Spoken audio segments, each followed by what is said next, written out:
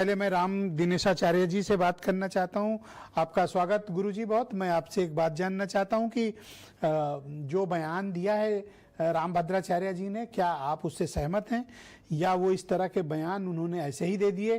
दूसरा, इस तरह की बातें करना इस देश में कि फला पाकिस्तान हो गया है या मिनी पाकिस्तान हो गया है, ये क्या सही बात है? और क्या साधु संतों को ऐसा बोलना चाहिए?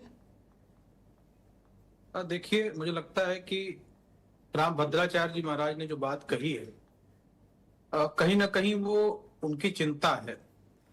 और जैसे कि अभी संभल की जो रिपोर्ट आई थी, जहां पर ये दिखाया गया है कि हिंदुओं की संख्या लगातार वहां पर कम होती जा रही है।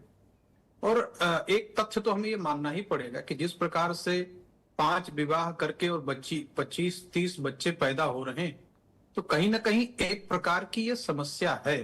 हम इसको मिनी पाकिस्तान नहीं कह सकते हैं। हाँ, हम ये जरूर कह सकते हैं कि हिंदू भी अपनी संख्या बढ़ाएं। लेकिन दूसरी बात यह है कि जब जनसंख्या का विस्फोट जिस देश में हो रहा हो, मुझे लगता है चाहे वो हिंदू हो चाहे वो मुस्लिम हो, इस देश को अगर बचाना है तो हमें जनसंख्या के विस्फोट को रोकना होगा। और एक कड़े कानून की आवश्यकता है कि 2 बच्चे या जिसका भी मानक सरकार तय करे, उस मानक पर लोग बच्चों को पैदा करें, बच्चों को बढ़ाने का कार्य करें। रामभद्राचार्य जी महाराज ने जो बात कही है, मुझे ये लगता है कि जनसंख्या नियंत्रण की बात को अलग ढंग से कहा जाना चाहिए था और वो सबके लिए होना चाहिए। मैं एक बात यहाँ आपके चैनल के माध्यम से कहूंगा कि केवल ये हिंदू और मुस्लिम जनसंख्या वाली बात पर मैं आपकी सहमत हूं। मैं ये जानना चाहता हूं कि रामभद्राचार्य जी तो बीजेपी के करीबी संतों में गिने जाते हैं, प्राइम मिनिस्टर के भी नजदीक दिखते हैं, वो चीफ मिनिस्टर्स के भी नजदीक दिखते हैं। तो क्या वो इन पर इल्जाम लगा रहे हैं कि इनके सत्ता में रहते हुए पश्चिम उत्तर प्रदेश मिनी पाकिस्तान बन गया है? नहीं, मुझे नहीं लगता है, क्योंकि संत किसी पार्टी का नहीं होना चाहिए। संत तो मैंने करीबियत वर्ड का इस्तेमाल किया सर। मैं समझ रहा हूं, संत सर्व समाज का होता है। मुझे लगता है कि जो भी संत के पास जाए तो वो उसका सम्मान करते हैं। पर मुझे ये नहीं लगता है कि उन्होंने किसी के ऊपर आरोप लगाया है। उन्होंने अपनी एक चिंता व्यक्त की है। और ये साधु केवल मुझे लगता है एक समाज और एक वर्ग का नहीं होता है, सर्व समाज का होता है। और साधु की ये चिंता कहीं ना कहीं जायज है, जब आपके सामने रिपोर्ट ये रखी हुई है कि लगातार हिंदुओं की संख्या इस क्षेत्र में घट रही है और मुसलमानों की संख्या इस क्षेत्र में आगे बढ़ रही है। तो आप क्या चाहते हैं कि सरकार को इस पर कोई एक्शन लेना चाहिए उनके बयान के आधार पर, या फिर इस मामले में कुछ नहीं करने की आवश्यकता है? नहीं, सरकार तो अपना कार्य करती है। मुझे लगता है सरकार की इसमें जवाबदेही नहीं है। सरकार का काम बच्चा पैदा करना या बच्चा रुकवाने का काम सरकार का नहीं है, उनका कानून बनाने का कार्य है। तो सरकार की जिम्मेदारी क्या बनती है आचार्य जी, कि आप कह रहे हैं सरकार की जवाबदेही नहीं है? इतने बड़े गुरु कह रहे हैं कि मिनी पाकिस्तान बन गया है, तो क्या हम आप ठीक करने चलेंगे? वो तो सरकार ही करेगी। नहीं, उसके लिए तो कानून बनाने की आवश्यकता होगी, तब तो ये कौन बनाएगा सर कानून? जिनके साथ बैठते हैं रामभद्राचार्य जी, उनसे क्यों नहीं कहते हैं? नहीं, वो सरकार है, वो उनका व्यक्तिगत मामला है कि उनके साथ बैठते हैं और कितनी बातें उनकी मानी जाती हैं, कितनी नहीं मानी जाती हैं। और किसी एक व्यक्ति के कहने पर कानून सर मैंने देखा है उनकी बात, रामभद्राचार्य जी की, मुलायम सिंह जी उनकी बात बहुत मानते थे। वो चीफ मिनिस्टर थे, फोटो खींचते थी, खूब बैठ के बातें होती थी। मायावती जी से भी खूब मिलते थे। अखिलेश यादव जी के साथ तो उनका बहुत ही प्रेम का संबंध था।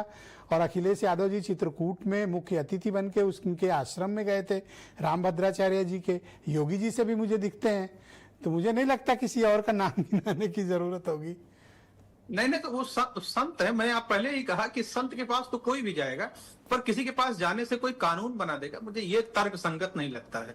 और मुझे लगता है कि अच्छा, एक वर्ग है जो ये कहता है कि वो मीडिया की सुर्खियों में या ध्यान पाने के लिए इस तरह के बयान देते हैं, जिसमें हाल ही में आपने सुना होगा प्रेमानंद जी को उन्होंने किस तरह के बातें कही थी। बाद में हालांकि उन्होंने अपनी बात वापस ली और कहा नहीं, ऐसा मंतव्य नहीं था।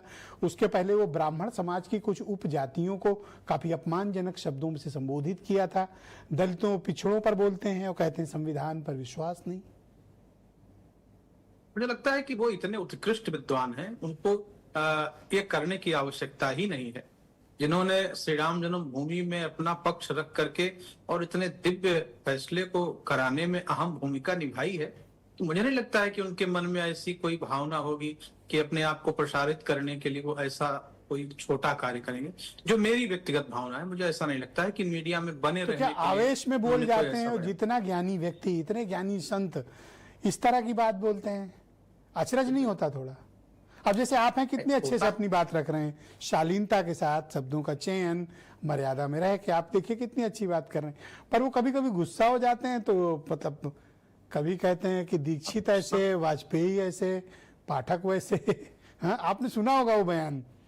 हाँ, सुना है, मैंने सुना, मेरा बहुत अच्छा उनसे संबंध है, उसी संप्रदाय से हम भी हैं। जी। और रामानंद नहीं, मैं भी संप्रदाय बड़ी से। इज्जत करता हूँ उनकी, लेकिन सर गाली तो मत दो सर। हाँ, गाली देने का अधिकार किसी को नहीं, पर एक बात यह है कि हमारे समाज के बड़े बुजुर्ग हैं, और मुझे आप जानते हैं कि थोड़ा सा जो है कोई कुछ बात बातें नहीं। अगर ऐसी हो जाती हैं तो हमको उनका सम्मान करना चाहिए। ऑल राइट, बहुत धन्यवाद आपका, कृपया हमारे साथ बने रहिएगा।